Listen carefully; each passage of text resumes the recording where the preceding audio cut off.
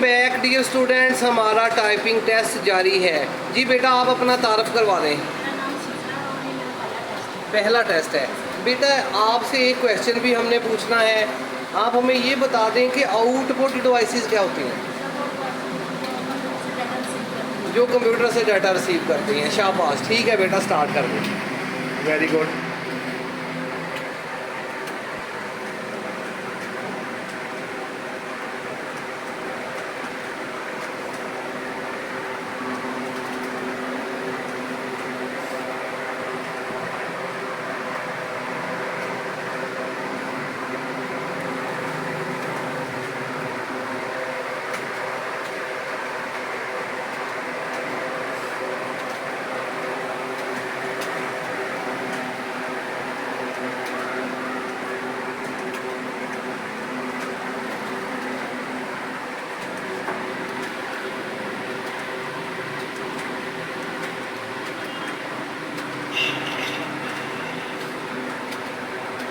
Yes, score है बेटा 49।